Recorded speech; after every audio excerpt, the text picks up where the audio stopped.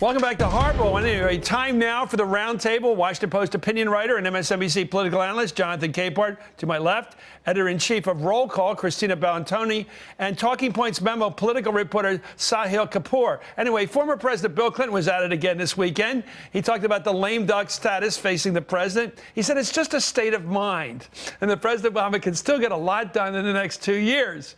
Anyway, let's listen to him. I think that he should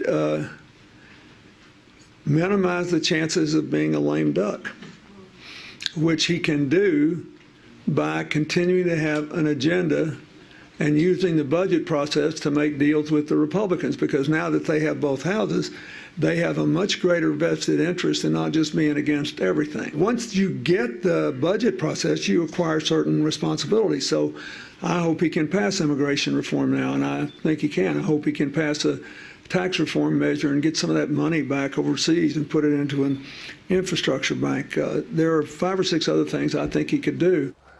Christina, you know, only Bill Clinton could do what he just did there, because he's the guy that in 1992 lost the New Hampshire presidential primary by 8 points to Paul Tsongas and declared victory.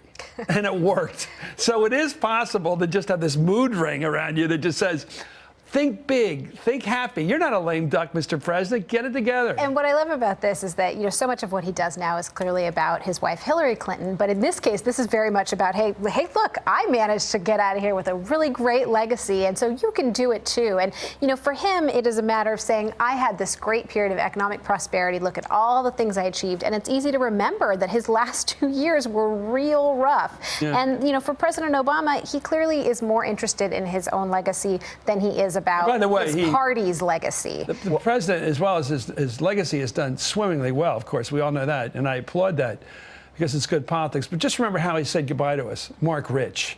That was not a great way to say goodbye. Go ahead. Well, one thing to keep in mind, though, is that when President Clinton made those remarks, it was after a day-long symposium about the Clinton years, domestic policy, economic policy, foreign policy. So he was in a very reflective mood.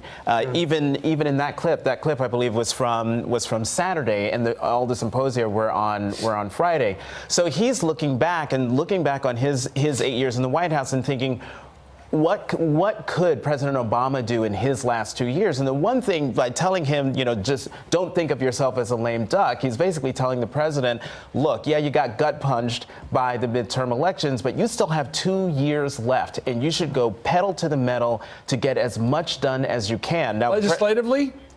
I think from his perspective, legislatively, but I mean... That's not Obama's approach, apparently. Well, but these are very different Republicans that Barack Obama will be exactly. President Obama is taking Bill Clinton's advice, it seems. He's not behaving like a lame duck. And the first week of his, after the election, the thump and the shellac and whatever you want to call it, was all of the above. He announced a big net neutrality move. He announced a major climate deal with China. And he's going bold on immigration. So this is not a president right now that is appearing dejected. He knows that he knew that he was going to get beaten this election, and they did. But he also has 2 more years. And if he's able to lead with a strong economy, that's what people are going to remember 10, 15 years from now, the same way that they remember it with Bill Clinton. A lot of the they're not thinking about Mark Rich. Right now, like Jonathan Gruber, are not going to be part of that legacy. Anyway, you brought his name up. I did. And former President Bill Clinton said over the weekend that President Obama's decision not to take executive action on immigration before the midterms was a tough call, in fact, a bad one, but also said it may have kept the Hispanic community away from the polls. Let's listen. There was a collapse of the youth vote. The African-American vote held fairly steady and was remarkable given that we had a little bit of a loss of the Hispanic vote, perhaps because the president didn't issue the immigration order, but it was a tough call for him, because had he done so, then a lot of the others would have lost by even more. It was a difficult call. I don't know what that purpose serves, except all I heard in that whole line of Monday morning quarterbacking, which everybody does, we do it here, is we. The key word is we. He has reclaimed the Democratic Party. It's our party. It's us together. It's Obama's party. It's his party. It's a we party now. I thought that was very powerful, the use of the word we there. Well, keep in mind, I was in the room. I was there in Little Rock all weekend, and I was in the room, and the question was asking him about the campaigns he went and campaigned for, and slipping in, we'll talk about President Obama and immigration. You know, President Clinton's right. It was a tough call. Remember, we were all wondering what the president is going to. Is he really going to put Democrats at risk in North Carolina and Kentucky and Louisiana and Arkansas by issuing this executive order, or will he wait until after the election? It was a tough call because we didn't know what he was going to do. And then when he made the decision, everyone said, oh, well, now, you're just doing it for politics. Well, we saw with the election results just how difficult a call it was. And I think President Clinton is right. Had the president done the executive order in the summer as he had promised initially, the folks who ended up losing anyway would have lost by a whole lot. And they would have lost by September. And the turnout. They would have been out. There wouldn't have been campaigns for Kay Hagan and people like that. Very they would have possibly. just given up. And the turnout, it wasn't going to be that much more. Just given that there's a depressed turnout in the off year, people don't pay attention. It's not as much about the national mood as it just is. This is not the year that people engage. Right. Colorado was probably the one state where that executive move might have made a difference, because I think Cory Gardner won by something between 2 and 3 percentage points, and there are a lot of Hispanics there. I can't imagine any other Senate Democratic incumbent. But do you give up Colorado? But do you save Colorado by giving up at the expense of exactly. North Carolina, Louisiana? Well, the safest exactly things in politics, the two safest positions to take in politics, and I know the president there, the former president, has a good heart about that, but the two safest positions are to oppose something that passes, because then you're not responsible for what happens, or support something that fails.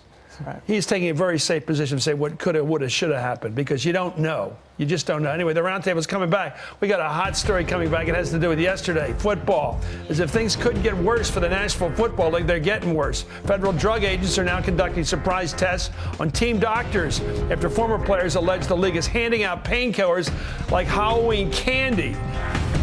We're back with the roundtable, Jonathan, Christina, and Sahil. Let me go back. It's been one of those hell of a years for the NFL, if you think about it, but it's just gotten worse. Yesterday, with the assistance of the U.S. Attorney up in New York, federal drug agents conducted surprise inspections at multiple NFL teams in the locker rooms. The inspections are a result of some serious allegations made in a lawsuit filed by more than 1,300 former players in the NFL. That was made in May. The suit alleges the team-sponsored drug abuse is running rampant throughout the NFL. They say physicians and trainers both make it a practice to illegally give out prescription painkillers, quote, like Halloween candy, in order to rush injured players back onto the field. Well, the players say that they're now battling serious health problems, obviously, like drug addiction, organ failure, and all result of being pumped full of drugs. Their court complaint says it was to keep the NFL's tsunami of dollars flowing, which sounds right. Saturday Night Live, however, lampooned the whole suggestion. Let's take a look at Woody Harrelson and what he did on Saturday night to give some comic relief to this terrible story. What is so hard about this? It's the same tackle you fellas have always done. It's just a little safer on the noggin. You see your man, right? That's your target. Okay, so we want to plant, arch that back, shoulders over feet, guys, then engage. That brings him up. Then as he goes down, you cup the nape of the neck, supporting him and lower him gently to the turf, like a prince putting his princess to bed. Well, that's part of the NFL story, but the other part is this drug thing. Christina, painkillers, Percodan, stuff like that. Giving people stuff to get them to sleep at night just because they got to get them up for the big game. They're treating them like we used to hear about Judy Garland being treated by Hollywood people. Well, go ahead. One, these are allegations, right? I think it's important to say that. But this has been a difficult year for the NFL. I think we can all agree that. And the thing is that 1,300 people made the allegation. It does still matter because it is one of the most watched live events still. It is something that children look up to sports players all of the time. And when you look at the bigger picture, you've got, abuse questions, you've got the issue of concussions, you've got the question of like how the college football system works. I mean, this is like a year where really the sport needs to completely evaluate what it is doing, how players are treated, and what comes out of that. And the NFL is really doing a lot to try to burn. But look at like RG3 here in D.C. We all know the story, this incredible talent they picked up, and then they keep him in the game, Even when he's injured. Yeah. Yeah. Well, to pick up on what Christina was just saying, where the NFL has to evaluate where it is, part of the problem is the owners. Nothing is going to change unless the owners want it to change. And the owners aren't going to want anything to change until the fans and the viewers at home, the folks in the stands and the viewers at home, actually demand it. Do you think the owners are telling the trainers to get the guy back on the field? if he's hauled off or hobbles off the field. Get him back out there. Do you think they're saying pop him some pills? You've just signed a player to multiple millions of dollars. You've hyped the fact that this person has joined your team and they're injured, and you're not going to do everything possible to put them on the field? This is a reckoning that I think the NFL is going through in a major way. It's a cultural reckoning. It's a modern who look up to these people. But it's also, it's the whole culture. Think about it. This time we might be back on Sunday because it is what we all do on Sunday. On Sunday, I check how my college did on Saturday and watch the other games, on the pro games. Anyway, Jonathan Capehart, Christina Bellantoni, and Sahil Kapoor, thank you for all joining us. When we return, let me finish with the words of Peter Kasich, who was beheaded Sunday morning. He wrote his parents this summer. You should hear what he wrote his parents. What a perfect person in so many ways. You're watching Hardball, the place for politics.